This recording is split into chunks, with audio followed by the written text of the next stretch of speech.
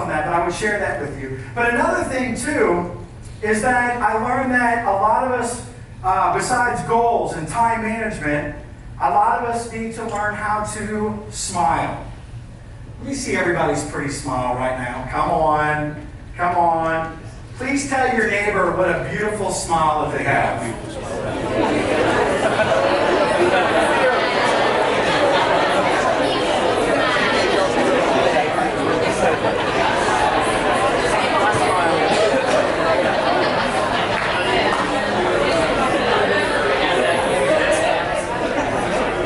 Now I want you to tell the person that you did not tell that to that they have a little something in their teeth, okay?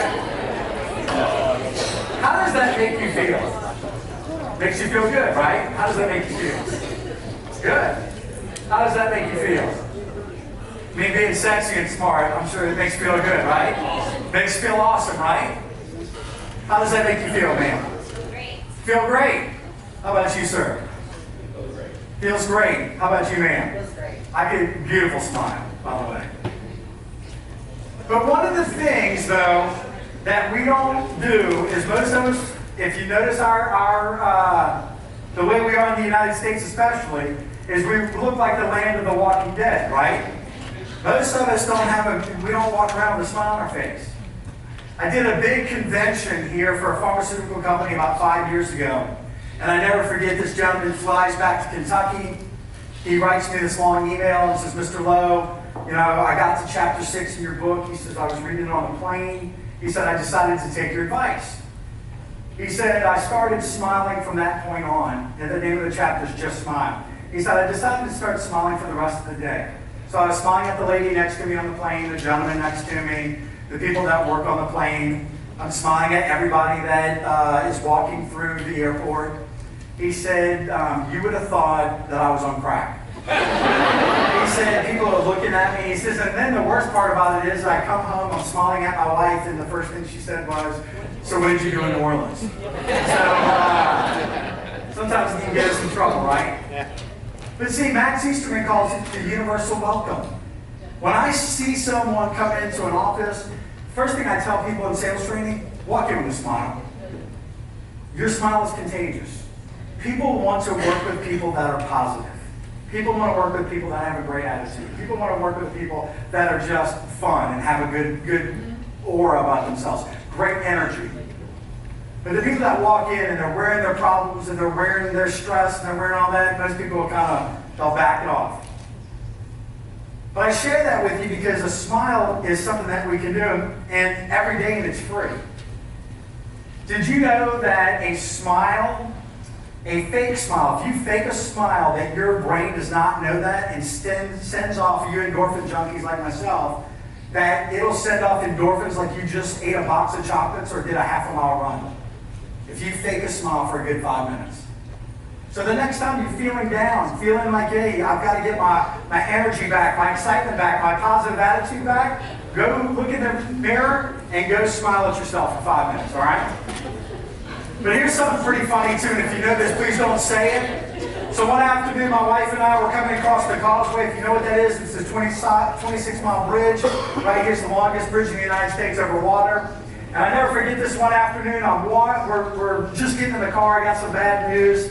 So of course I'm thinking about it across the bridge. We're halfway across the bridge, and my wife looks over at me and she says, Ryan, smile, it increases your face value. And I'm like, where did you get that? She said, I made it up. So what do you think I did with it? Look it up. Stole it, put it in my book. It was my quote. I put it on Facebook, Twitter, LinkedIn, you name it. That was my new quote. Smile, it increases your face value. Send my book to the publisher. Publisher calls me and says, Mr. Lowe, you cannot take ownership of that quote. You stole it. I said, yeah, I stole it from my wife. Come to find out, she stole it from the movie Steel Magnolias. All right? That's why I have to preface, please don't say, because there's always one person like, oh my gosh, I saw that. So, smile increases your face value. People, like I said, want to work with people that are positive, have positive energy. And it's your energy that's going to help yourself. It's going to be your energy. You ever notice the leaders within organizations always have a great smile on their face? Because what they're really doing is showing you that they've got it under control. They've got even all the stress that they're under, the things that they're trying to accomplish, the different personalities and people that they're dealing with. They always have to have that smile on their face because it's a positive response to negativity. And I'll share something else with you, and it's in my book and it's online too. I did an acronym of SMILE because we're all dealing with issues on a daily basis. But a lot of times we put too much time into a lot of the adversity or the problems that we face. So let me share something with you. And if you are taking notes, it's something fun to write down. So the S in SMILE, the acronym of SMILE is this. The S in SMILE is S is stop and think. Think about what you're going through. Is it something that you can talk to a friend or get some solutions on? Is it something that you have you been through it before? M is measure the problem that you have. Is it a 10-second, a 10-minute, a 10-hour, a 10-week? How much time are we putting into this? I is identify the solutions. Write down all the solutions for that problem. L is live and learn. Learn from it. Move on, keep going. And then E is enjoy the outcome. Good or bad, you learn, move on. But as I said, a lot of us, we get stuck. We get stuck in our CZ, or we get stuck in, it's a 4-letter word, it starts with F, and please watch it. What do you think it is? What's that? No? It's a 4-letter word, starts with F. Keeps us from our success. Number one reason why we keep fear. Self-doubt and fear. Do you know the acronym of fear? False evidence appearing real. There you go. Awesome. Do you know what my favorite acronym though is? Forget everything and run. Okay? And that's what we do with fear. Fear can stall us. It can stop us. It can keep us from our success. I've seen people that had great talent, but they didn't want to get on the phone. Or they didn't want to go talk to the doctor. They didn't want to go talk to their prospect. They didn't want to walk in. They didn't want to cold call. They didn't want to do the stuff that salespeople do because they kept telling themselves that they weren't good at that. And all it was, ladies and gentlemen, is that false evidence appearing real. That's what kept them from the next level, kept them from the next job, kept them from moving up in their career. So with that said, what's fear doing? How many of you are familiar with a little animal called the African impala? Has anybody ever heard that story before? There's a little 3-foot animal, and the ranchers actually keep this little animal in a 4-foot fence. Now they can see through, they can't see through the fence. It's a little plastic fence. They keep them around. But here's the kicker. These little animals can jump 9 feet high and 30 feet long. But there's no top on that fence that I was talking about. And these ranchers can't keep them in that 4-foot fence. Why do you think they can keep them in that 4-foot fence? What do you think it is? What's that? They smile at them. They smile at them. But what do you think? Why does that little animal stay in that 4-foot fence? There's a lot of things. They don't know what's on the other side. But here's the number one thing. They don't know what their talents are. How many of you had a leader that pushed you, or you pushed yourself and you figured out a talent? I took 2 speech classes, one in college, one in high school, because I had to. Never thought in a million years I'd get in front of a group and ever speak, because I used to tell myself, I can't do that. I'm not born to go speak in front of people. I got hoaxed in by a friend of mine to go do a training, and I actually fell in love with it. So a lot of times, ladies and gentlemen, we just got to get past the mindset. Fear is just a negative thought. That's all it is. So think about what fears, what's holding you back, and what's keeping you from what you want to accomplish, and what's keeping you from jumping over that 4-foot fence. Because a lot of times, we're the first people, not anybody else, we put up those 4-foot fences around ourselves. Now, I'll tell you another funny story, too, talking about football. Never forget, in 1998, LSU was going to be playing Florida. Florida was the #1 team in the country. They're coming into Baton Rouge. So I was all excited. We had Kevin Clark as a running back. I was all excited. I'm a big fanatic, football fanatic. So I go get 2 tickets. The girl I'm dating at the time, she comes home on a Friday and says, yeah, I'm not going to be able to go to the game. So I said some unchoice words, only you can imagine. And I said, well, why can't you go to the game? She said, well, our professor gave us a project that's due on Monday. It's going to take me the whole weekend. I can't do it. So I was pretty upset, like I said, aggravated. I said, you know what, do me a favor, go ask that professor, why would he do something like that? Is he against football? What is wrong with this guy? So she goes back to school on Monday and asks her professor, why did you give us this project when, all of the school was going to this game? And he had a great answer. I actually put it in my book and I thought about it for years. He said this to her, he said, I wanted you to work on your dreams instead of going to watch somebody else achieve theirs. I still watch football, so I'm not saying not much football. But it was a great answer, ladies and gentlemen, because a lot of us will sit in the grandstands and watch someone else achieve that success. Walk up here and get that award. Move to the next level within the company. Get the next job in the company. And all it really is just a shift in the mind. It's just a shift in our attitude. That's all it takes. But it's all about that ability of doing it. And the other thing I'll share with you as well. When I moved from New Orleans, Louisiana to Dallas, Texas, years ago, my first sales job was selling vacation packages and calling cards over the phone. So if you recognize my voice, it was not me calling you, okay?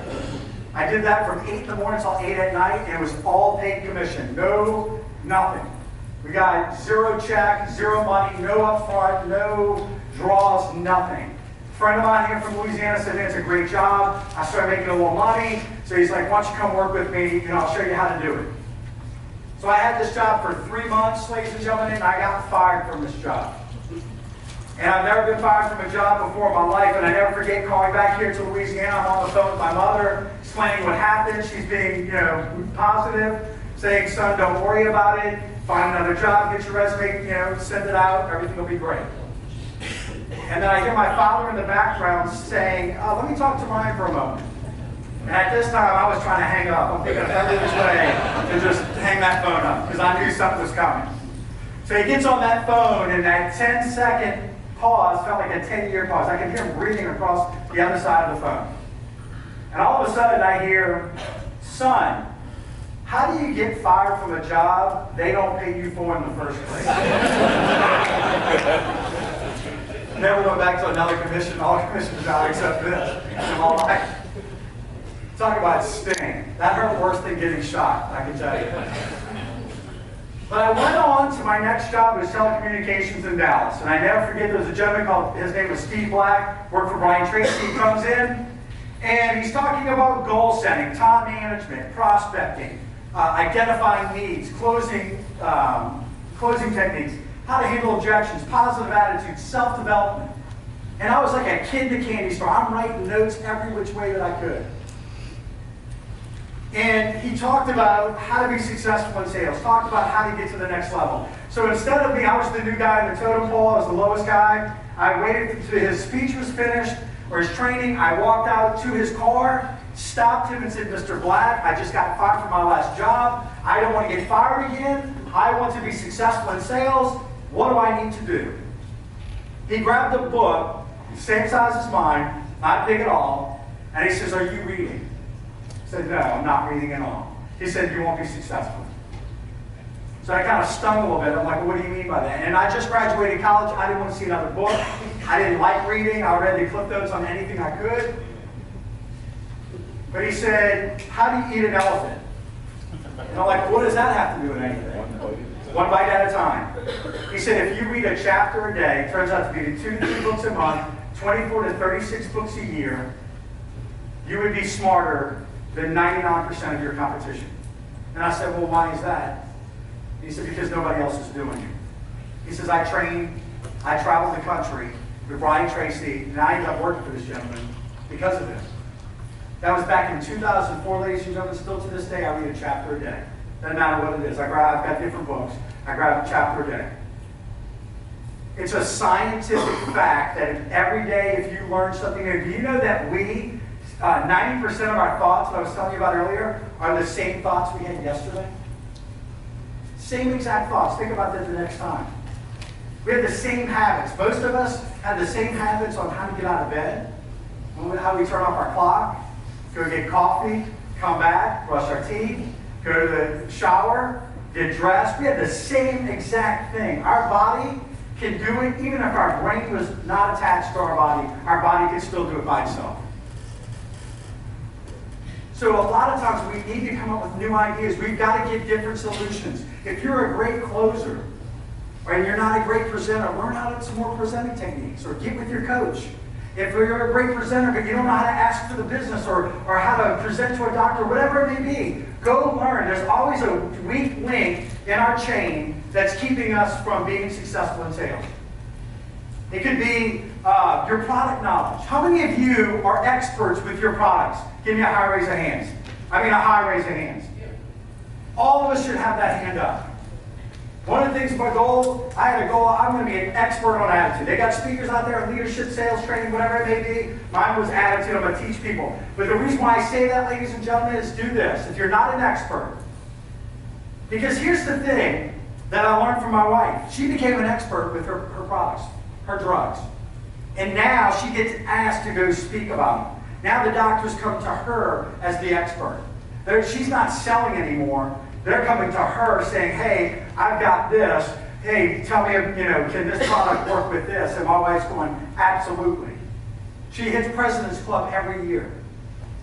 The reason why I say that, ladies and gentlemen, because I learned from her that if you take 20 minutes out of every single day for a year and you learn about your product, learn what your competition's doing, what's going on in the industry, whatever it is, guess what? You do that for a year, you can become an expert. And just like I said before, the reason why is because nobody's taking the time to do it. We're so busy. So I'm saying time management, make appointments with yourself. Make an appointment with yourself at lunch to grab a book about your product and go sit down with you. If you don't have a lunch with a doctor or whatever, go sit down and learn that. But here's the thing, that's how we separate ourselves. But self-development, and I'll share this with you. This is something that I tell everyone. 4-4-4. Even if you read 4 books a year, you go to 4 seminars per year, and you listen to 4 audio sets per year, you're still ahead of the game. How many of you live in your car? Give me a high raise of hands.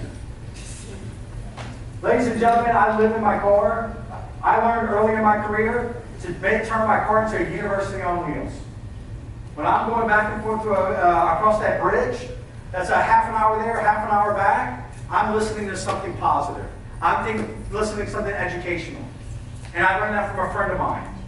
Think about what you can listen to instead of the music or listen to the same radio or the negative news. How many people watch the news in here or listen to the news?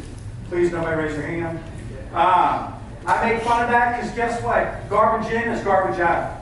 What do we talk about if we look? I was sick 3 years ago. And for a week, I watched the news and I would tell my wife I thought the world was going to end. If you watch the news long enough, you think the Chicken Little, right? But here's the thing. Start thinking of positive things. Start listening to positive things. Start reading books about what you do. Start going to seminars. Find out, I tell people to go into 2 seminars inside your industry, 2 seminars outside of your industry. If you want to be a great leader, a better salesperson, whatever it may be, go fly somewhere. If you live in a great city, find out who's coming to your city and go learn. Keep sharpening that axe. Keep sharpening that axe. And think about this too. How many of you are familiar with the Chinese bamboo tree? Have you ever heard of this before? Okay.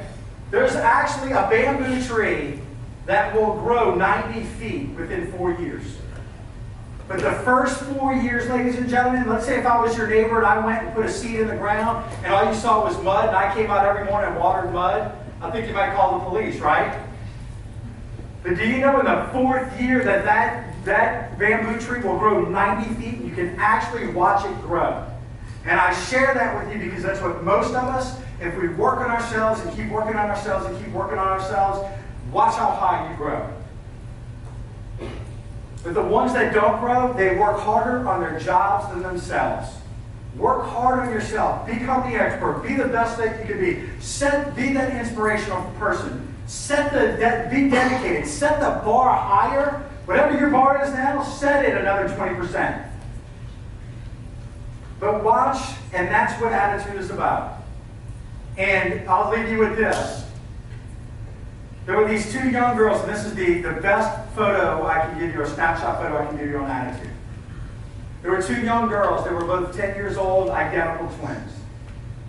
And the parents were really upset because one of the little girls was so positive. She loved life. She had friends. She was in groups. She did everything. She just loved life, loved her parents, loved just everything was beautiful to her.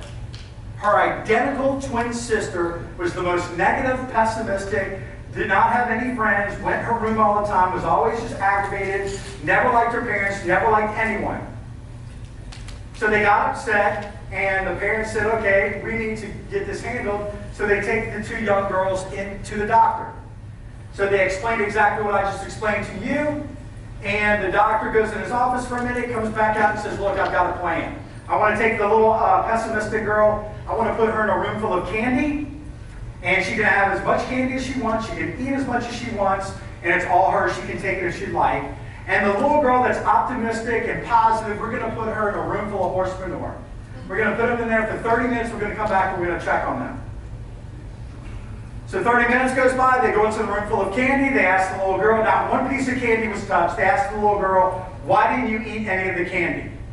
She said, oh, you know what, I'll get heartburn, my blood sugar levels will go up, I might get diabetes, and I mean, she goes on and on and on. They said, okay, stop. They go to the next little girl, open up the door, horse manure's flying everywhere. Hits the doctor right in the face, doctor says, little girl, what are you doing? She said this, you can't fool me, I know there's a pony in here somewhere. Ladies and gentlemen, that's what Positive Attitude is about. Thank y'all for having me today. I really